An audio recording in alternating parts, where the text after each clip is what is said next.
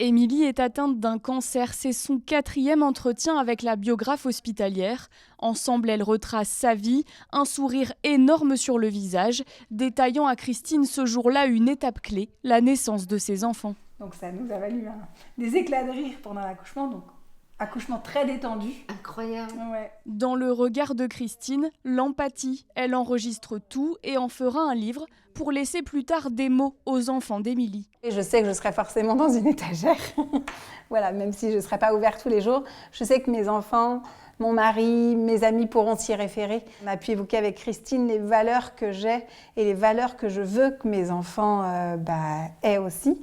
Et je pense que c'est important pour eux, le jour où il arrivera quelque chose, qu'ils puissent s'y référer. Et ce qui avait de l'importance pour moi, c'est les valeurs qui avaient beaucoup d'importance et qui ont de l'importance pour moi au quotidien. Pour le patient, ces entretiens sont gratuits. Ils sont proposés et en partie financés par l'hôpital des Sables-d'Olonne ou encore le service pneumologie de l'hôpital Laennec à Nantes. Christine, la biographe, fait des points réguliers avec l'équipe médicale. Jusqu'à présent, ça se passe super bien. Elle est toujours hyper souriante. Ah ouais. Et elle s'est vraiment saisie du projet.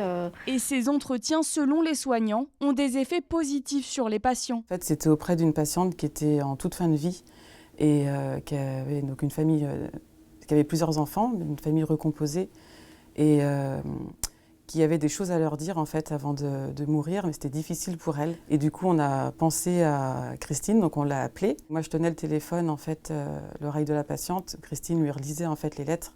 Et là, on a senti vraiment un soulagement et un apaisement en fait.